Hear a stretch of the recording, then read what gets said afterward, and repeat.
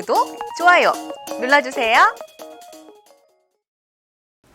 시청자 여러분 안녕하십니까? 비즈니스 투데이 고유경입니다. 7월 3일 금요일 오늘의 주요 뉴스 전해드립니다. 첫 소식입니다. 추미애 법무부 장관 아들의 군 휴가 미복귀 의혹을 수사하고 있는 검찰이 당시 추 장관의 아들에게 특혜가 있었다는 정황이 담긴 동료 사병의 SNS 대화를 확보한 것으로 알려졌습니다. 지난 2일 TV조선은 추 장관 아들이 미8군 한국군지원단 소속 카투사로 군 복무를 할 당시 함께 군 생활을 한 현동환 사병의 SNS 대화를 입수해 보도했습니다. 이 대화는 현 씨가 검찰 조사에서 기억을 떠올리기 위해 SNS를 살펴보다 발견해 증거로 제출한 것입니다. 보도에 따르면 지난 2017년 6월 25일 저녁 9시를 넘긴 시각 당시 당직 사병이던 현 씨는 SNS에 추 장관 아들 이름을 거론하며 거짓 병가를 내서 금요일 복귀인데 수요일 복귀로 바꿨다 소름 돋았다고 적었습니다. 또한 추 장관 아들의 군 생활을 언급하며 우리 엄마도 추미애면 좋겠다고 썼습니다. KT는 한국표준협회가 주관하고 산업통상자원부가 후원하는 2020년 한국서비스대상 통신인터넷부문에서 5년 연속 종합대상을 수상했습니다. KT는 5G 세계 최초 상용화와 기가 인터넷 500만, 올레TV 800만을 달성하며 모바일과 인터넷, IPTV 등 통신 전 분야에서 강점을 보였습니다. 회사 측은 IPTV는 12년 연속 1위에 오르며 대한민국 1등 미디어 플랫폼 사업자로서 산업을 선도하고 있는 점을 인정받았다고 설명했습니다. KT가 최신 인텔 프로세서 기반의 LTE 노트북 삼성전자 갤럭시북 S를 출시합니다. 삼성전자 갤럭시북 S는 유심을 꽂아 사용하는 LTE 노트북으로 무선 랜 접속 없이 어디서든 LTE망을 통해 인터넷에 접속할 수 있습니다. KT는 갤럭시북 S 출시와 함께 국내 최초 프리미엄 노트북 교체 프로그램 노트북 슈퍼체인지 프로그램을 선보입니다. KT 관계자는 PC의 성능과 모바일의 휴대성을 완벽하게 결합한 갤럭시북 S를 KT의 우수한 통신 서비스와 함께 만나보길 바란다고 말했습니다. SK텔레콤은 블록체인 기술을 기반으로 종이 증명서 제출 없이도 휴대폰 보험 보상 신청과 처리가 가능한 이니셜 휴대폰 보험 보상 서비스를 제공한다고 밝혔습니다. 지금까지는 고객이 휴대폰 파손에 따른 보험 혜택을 받으려면 AS센터를 방문해 수리를 받고 종이로 된 수리 내역서와 영수증을 수령해 다시 보험사 측에 팩스나 이메일, 앱을 통해 제출해야 하는 번거로움이 있었습니다. 이니셜 휴대폰 보험 보상 서비스를 이용하는 고객은 휴대폰 서비스 센터로부터 수리 내역서와 영수증을 전자증명서 형태로 이니셜 앱을 통해 발급받게 됩니다.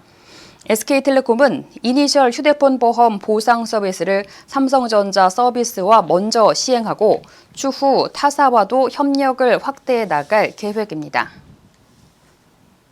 LG전자가 세탁기와 건조기 모두 1등급 에너지 효율을 갖춘 원바디 세탁 건조기 트롬 워시타워 신제품을 출시했습니다.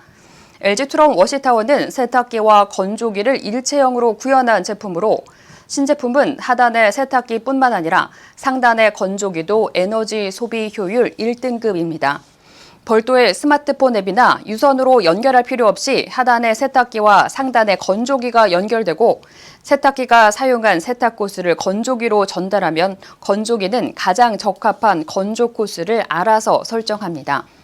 LG전자 관계자는 독보적인 원바디 디자인과 1등급 에너지 효율을 갖춘 일체형 세탁 건조기 트롬 워시타워가 고객들에게 차원이 다른 가치를 선사할 것이라고 말했습니다. 한국수입자동차협회는 6월 수입 승용차 신규 등록 대수가 전년 동기 대비 41.1% 증가한 27,350대로 집계됐다고 밝혔습니다.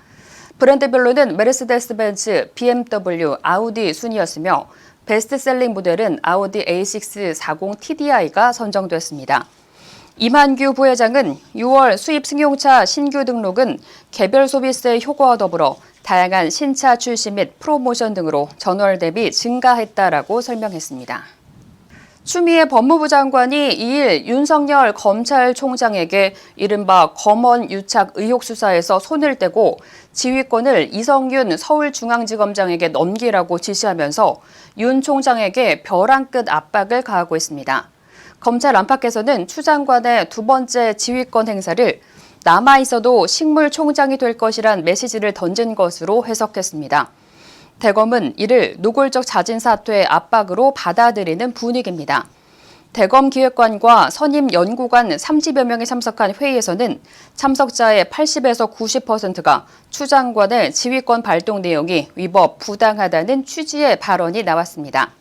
특히 추 장관이 윤 총장에게 수사 지휘에서 손을 떼라고 한 부분에 대해 총장의 직무 권한을 규정한 검찰청법 12조에 위배된다는 비판이 강하게 제기된 것으로 전해졌습니다. 노영민 청와대 비서실장이 지난 2일 보유한 2주택 중 하나를 처분하기로 했지만 서울 서초구 반포 아파트가 아닌 충북 청주 아파트를 처분하기로 한 것으로 알려져 똘똘한 한 채를 남기려는 것이냐라는 비판이 나오고 있습니다. 이와 관련해 일각에선 청와대에서 근무 중이라 서울에 집을 남기는 게 어쩔 수 없는 선택 아니냐는 얘기도 나왔지만 노영민 실장은 현재 관사에 거주 중인 것으로 확인됐습니다. 진중권 전 동양대 교수는 3일 페이스북을 통해 자신의 고향이자 지역구인 청주 아파트를 매각하고 반포 아파트를 택한 노영민 실장에 대해 지역구 유권자 전체 가치가 강남 13평 아파트보다 못하다는 냉철한 판단과 그 투철한 합리주의의 경의를 표한다며 결국 자신을 뽑아준 지역구 유권자들을 처분한 것이나 다름없다고 비판했습니다. 그러면서 이분들 괜히 잘 사는 게 아니다라고 꼬집었습니다. 이상으로 오늘 비즈니스 투데이를 마칩니다. 시청해주신 여러분 감사합니다.